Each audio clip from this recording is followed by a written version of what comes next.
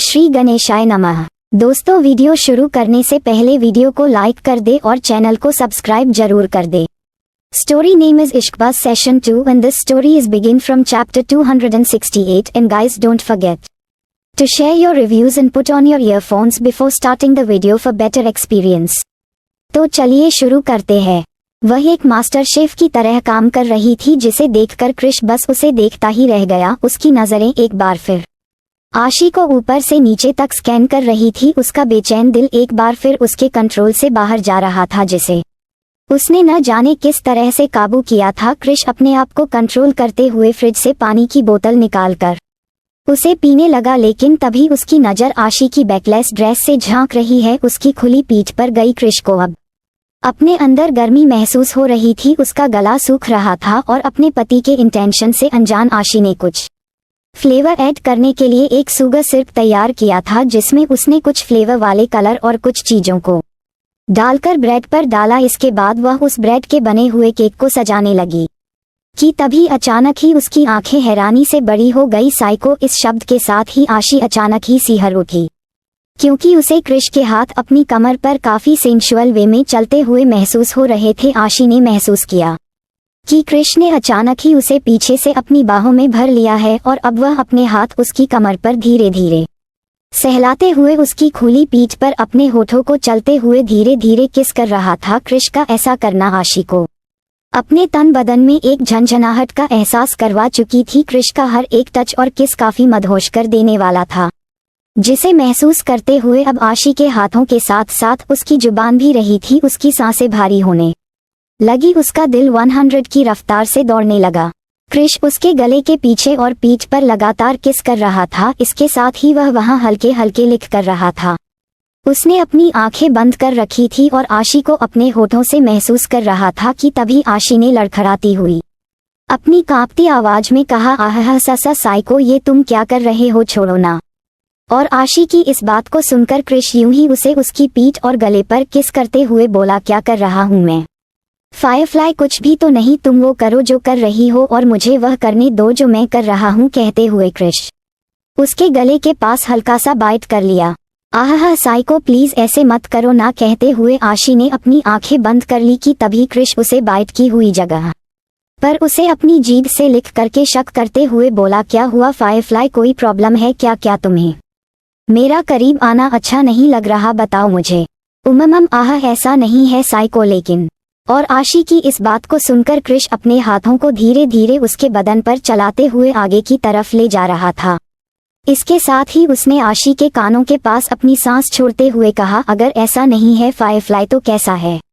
क्या तुम जानती हो फायरफ्लाई कि तुम्हें इस तरह देखकर मुझे कैसा महसूस हो रहा है? I feel like eating you Firefly, your looks, your face driving me crazy today. कहते हुए क्रिश ने अपना लेफ्ट हैंड पूरी तरह से उसकी बॉडी पर लपेटकर झटके से अपनी ओर करीब किया। अब क्रिश का एक हाथ पीछे से होते हुए आगे आशी के पेट पर था और उसकी पीठ क्रिश के सीने से लगी हुई थी और क्रिश का दूसरा हाथ आशी के कंधे से होते हुए धीरे धीरे सरकते हुए नीचे उसकी हथेलियां तक गए और अब उसकी पकड़ आशी के हाथ में रखे हुए क्रीम पाइपिंग बैग पर कस गई। आशी को क्रिश का अचानक ऐसा टच करना काफी अलग और अनोखा एहसास लग रहा था। उसके दिल में एक अलग ही बेचैनी के साथ एक दिल को गुदगुदा देने वाला एहसास था। उसकी सांसें काफी ऊपर नीचे हो रही थी। अब क्रिश यूं ही आशी के हाथ से उसकी मदद करते हुए केक पर डिजाइन बनाते हुए उसके कानों के पास अपनी सांस छोड़ते हुए मैग्नेटिक वॉइस में बोला, तुम्हें मालूम है फायरफ्लाई, मैंने कभी नहीं सोचा था कि तुम एक दिन मेरी लाइफ को इतना इफेक्ट करोगी कि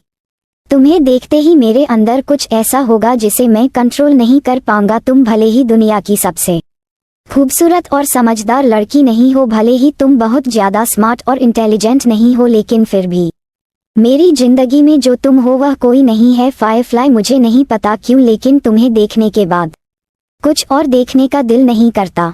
हाँ, तुम परफेक्ट बीवी नहीं हो, तुम सचमुच स्टूपिड हो, तुम हमेशा गड़बड़ करती हो, but still you are my firefly and that's why I don't care, because I care that जब तुम इस तरह की हरकतें करती हो, सबसे अलग लगती हो, तुम्हारा बार बार मेरे लिए स्ट्रगल करना, मेरे लिए सोचना, आई लाइक इट। तुम्हारी यह नादानियाँ, ये बेवकूफियाँ, ये cuteness, your every accent makes my heart beat very fast. Krish की इन बातों को सुनते हुए ऐसी की आंखें अपने आप ही बंद हो चुकी थी। आज वह कृष के दिल की फीलिंग को अपने कानों से सुनते हुए अपने दिल में उतार रही थी। You have to change for the world Firefly, but you have to stay the same for me.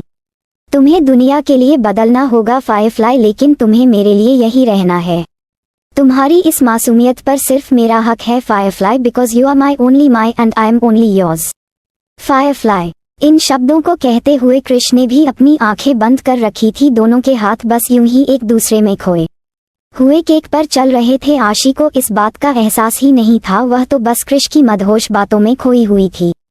उसे अपने कानों पर यकीन नहीं हो रहा था, क्या कृष आज उसे इनडायरेक्ट तौर पर अपना प्यार का इजहार कर रहा था। और तभी कृष ने धीरे से उसके हाथ पर अपनी पकड़ कमजोर करते हुए पाइपिंग बैग को साइड रखते हुए कहा, इट्स डन। इतना कहकर वह आशी से अलग हुआ और आशी, जो कि अब तक अपनी आंखें बंद किए हुए कृष के एहसासों में खोई हुई थी, अचानक ही अपने होश में आई और इससे पहले कि वह कुछ समझ पाती, कृष वहां से तेज कदमों के साथ बाहर जाते हुए अपने कोल्ड वॉइस में आशी से बोला, it's 4 AM time for the servants duty, go to your room. कहते हुए कृष किचन से बाहर जाकर अपने कमरे की तरफ चला गया और आशी कंफ्यूज्ड नजरों से उसे जाता हुआ देखकर अपनी जगह पर खड़ी रह गई। उसे तो कुछ भी समझ नहीं आया। अभी तो कृष इतनी रोमांटिक बातें कर रहा था और अचानक ही उससे दूर हो गया। उसे तो लगा था कृष को एक बार फिर खुद से दूर करना उसके लिए मुश्किल हो जाएगा, लेकिन यहाँ तो सब कुछ उल्टा ही पड़ गया। कृष के जाने के बाद आशी ने मुंह बनाते हुए मायूसी से अपने आप से कहा, ये साइको भी ना पता नहीं कब क्या करता है, समझ में ही नहीं आता। उसके लिए मैंने इतनी तैयारियां की, इतने अच्छे से रेडी हुई और उसने मेरी तारीफ भी की, इतनी सारी मीठी मीठी बातें भी की, लेकिन एक आई लव यू नहीं बोल पाया। खड़ूस कहीं का, जैसे कि एक आई लव यू कह देगा तो उसका एटीट्यूड कम हो जाएगा। एटीट्यूड की दुकान कहीं का हुए है, पता नहीं उसके मुंह से एक आई लव यू सुनने के लिए मुझे कितना जन्म लेना पड़ेगा, क्योंकि इसकी इस एटीट्यूड के साथ तो इस जन्म में ये काम मुश्किल ही लग रहा है। खड़ूस साइको कहीं का हुए है। कहते हुए आशी में मुंह बनाकर केक उठाने के लिए अपने हाथ ही थे कि तभी उसकी आंखें हैरानी से बड़ी हो गई और अब उसकी आंखों में एक अलग ही खुशी के साथ कुछ नमी भी आ गई। उसके होठों पर एक प्यारी सी मुस्कुराहट बिखर गई, क्योंकि आशी ने इतनी देर से इस बात पर ध्यान ही नहीं दिया था कि कृष ने भले ही अपने होठों से उसे आई लव यू नहीं कहा, लेकिन उसने आशी को लिखकर आई लव यू दिया था, वह भी अपनी लाइफ के सबसे इम्पॉर्टेंट दिन पर। दरअसल आशी ने देखा कृष केक पर डिजाइन बनाते हुए किसी डिजाइन को नहीं बल्कि अपने दिल की फीलिंग को लिखा था। केक पर काफी बड़े बड़े और खूबसूरत शब्दों में आई लव यू लिखा हुआ था, जिसे देखकर आशी का दिल इमोशनल हो चुका था। अब वह उस केक को बड़े प्यार से देखते हुए नम आंखों से दिल ही दिल में अपने आप से बोली, तुमने आज रिटर्न गिफ्ट में मुझे दुनिया की सबसे बड़ी खुशी दी है साइको। ये दिन सिर्फ तुम्हारे लिए ही नहीं, मेरे लिए भी सबसे यादगार लम्हों में से एक है। I love you too psycho, I love you very much, thank you psycho, मुझे इतना प्यार करने के लिए, मुझे स्पेशल फील करवाने के लिए। इन शब्दों को कहते हुए आशी की नज़र सिर्फ केक पर ही टिकी हुई थी और अब कुछ देर बाद वह केक लेकर कमरे की तरफ आ गई। कमरे में आकर उसने देखा तो कृष बिस्तर पर आंखें बंद करके लेटा हुआ था, क्योंकि जागते हुए ही उन लोगों को सुबह हो चुकी थी। कृष को इस तरह लेटा हुआ देखकर आशी अपने चेहरे पर प्यारी सी मुस्कान लिए केक पर एक कैंडल लगाती है और उसे साइड टेबल पर रखकर वह बिस्तर पर कृष के ऊपर आ गई और वह कृष के ऊपर दोनों तरफ पैर करके बैठी हुई थी। आशी की इस हरकत पर कृष ने कुछ रिएक्ट नहीं किया, लेकिन उसने अपनी बहन आशी की कमर पर लपेटकर उसे अपने करीब खींच लिया। तंग मत करो फायरफ्लाई, सो जाओ।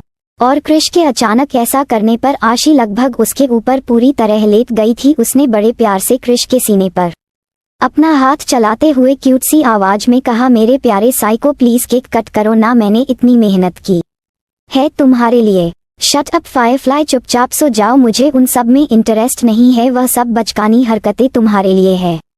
मुझे सोने दो, वरना क्या तुम फिर से मुझे डांटोगे साइको? तुम ना बहुत खड़ूस हो, हर वक्त मुझे डांटते रहते हो। अभी तुमने मुझसे इतनी मीठी मीठी बातें की और अब तुम मेरे साथ फिर से वैसे ही कर रहे हो। This is not fair psycho, जाओ, तुम्हें नींद आ रही है ना? ठीक है सो जाओ, मैं अब तुम्हें तंग नहीं करूंगी। कहते हुए आशी मुंह फुलाकर कृष से दूर होने लगी कि तभी कृष उसकी कमर पर अपनी पकड़ मजबूत करते हुए अपनी नीली नसों को खोलकर उसे घूरते हुए दांत पीसकर बोला, लगता है तुम ऐसे नहीं सुधरोगी, कब से खुद को कंट्रोल कर रहा था लेकिन अब नहीं, now tolerate me, I will eat you.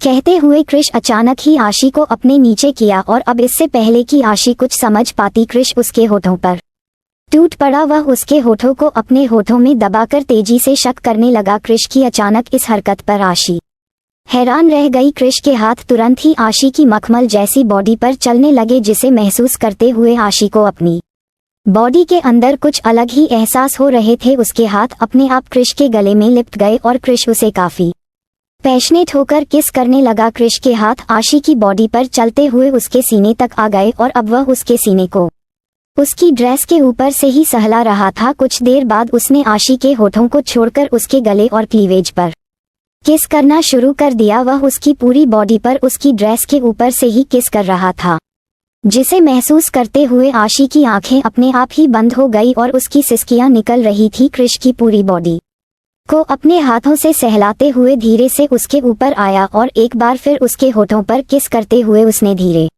से अपने हाथ बढ़ाकर टेबल से एक छोटी सी बॉक्स उठाए। लगभग 10 मिनट की पैशनेट किस के बाद क्रिश ने आशी के होठों को छोड़ा तो आशी लंबी लंबी सांस ले रही थी। उसका चेहरा पूरी तरह लाल हो गया था। क्रिश उसे काफी पैशनेट तरीके से किस किया था। उसकी क्यूट से लाल चेहरे को देखकर क्रिश को उस पर और भी ज्यादा प्यार आ रहा था कि तभी क्रिश ने वह बॉक्स आशी की तरफ बढ़ाते हुए कहा, ये लो तुम्हारे लिए। क्रिश के हाथों में उसे बॉक्स को देखकर आशी कंफ्यूज नजरों से उसे देखने लगी। वह अभी भी क्रिश के नीचे ही थी और क्रिश उसके ऊपर झुका हुआ था कि तभी आशी कंफ्यूजन से मासूम सा चेहरा बनाकर क्रिश से बोली, यह क्या है साइको। आशी के सवाल को सुनकर क्रिश धीरे से उससे अलग होते हुए बोला, खुद ही देख लो। क्रिश के ऐसा कहने पर आशी ने धीरे से बॉक्स खोलकर देखा तो उसके चेहरे पर एक बड़ी सी मुस्कान आ गई। उसने खुश होते हुए क्रिश के चेहरे की तरफ देखते हुए कहा, डायमंड से बनी हुई पायल, अरे वाह, ये तो इतनी खूबसूरत पायल है, ये तो बहुत अच्छी है साइको। आशी के चेहरे की खुशी को देखकर क्रिश के चेहरे पर एक अलग ही चमक आ गई। उसने उस बॉक्स में से वह पायल निकालकर अपने हाथों से आशी के पैरों में पहनना शुरू कर दिया और आशी अपनी प्यार भरी नजरों से क्रिश को देखते हुए अपनी स्वीट सी आवाज में बोली, थैंक यू साइको, आज तुम्हारा बर्थडे है लेकिन तुमने मुझे बहुत ही स्पेशल दिन दिया है जिसे मैं अपनी लाइफ में कभी नहीं भूल पाऊंगी। इन शब्दों को कहते हुए आशी के चेहरे पर एक प्यारी सी मुस्कान थी और आंखों में क्रिश के लिए बेइंतहा प्यार। क्रिश आशी के पैरों में वह पायल पहनकर धीरे से उसके पैरों के पास झुकते हुए उसकी आंखों की तरफ देखते हुए बोला, यू लाइक इट। इतना कहकर उसने आशी के पैर पर किस कर लिया। क्रिश का अचानक ऐसा करना आशी को एक बार फिर बेचैन कर उठा। उसकी आंखें शर्म से झुक गई क्योंकि क्रिश उसे काफी मदहोश और डिजायरेबल आंखों से देख रहा था कि तभी क्रिश धीरे धीरे उसके पैरों को अपने हाथों से सहलाते हुए अपने हाथों को ऊपर की तरफ ले जाते हुए बोला, तुम्हारा दिन तो स्पेशल हो गया फायरफ्लाई, लेकिन अब मेरी बारी। क्रिश के हाथ धीरे धीरे पैरों से ऊपर की तरफ होते हुए आशी के कपड़ों के अंदर जा रहे थे। वह उसकी थाई को सहलाते हुए अपनी मदहोश आवाज में बोला, तुमने मेरी रात की नींद उड़ा दी है फायरफ्लाई, अब मैं तुम्हारे दिन का चैन उड़ा दूंगा। Get ready my love to be my once again. Krish के अचानक ऐसा करने पर आशी सिहरते हुए अपनी आंखें बंद किया अपनी लड़खड़ाती आवाज में बोली, आहा साइको। और आशी की इस बात को सुनकर अपने हाथों से उसके सॉफ्ट एरिया को सहलाते हुए मदहोश आवाज में अपने चेहरे पर एक तिरछी मुस्कान लिए बोला, बस ऐसे ही तुम सुबह तक तुम मेरा नाम पुकारो माई लव। इतना कहकर क्रिश एक बार फिर आशी के होठों पर टूट पड़ा और कमरे में आशी की सीसकियां सुनाई दे रही थी। देखते ही देखते दोनों के कपड़े फ्लो पर गिरे हुए थे। क्रिश झटके से आशी के ब्रेस्ट को अपनी मुट्ठी में दबाते हुए उन्हें लगभग सक करते हुए उसके साथ इंटीमेट हो रहा था। दोनों की मदहोश कर देने वाली आवाज पूरे कपड़े में गूंज रही थी। जहां एक तरफ ये कपल एक दूसरे के प्यार में खोया हुआ था, वहीं दूसरी तरफ नताशा और रॉकी का कमरा। So don't forget to share your review and comment your best part of an story. और अगर आपने अभी तक हमारे चैनल को सब्सक्राइब नहीं किया तो कृपया इसे सब्सक्राइब करें और बेल आइकन पर क्लिक करें ताकि आप हमारी नई कहानी पहले पा सके। And if you like my story so comments your feelings with heart emoji. तो मिलते हैं नेक्स्ट वीडियो, तब तक के लिए राधे राधे।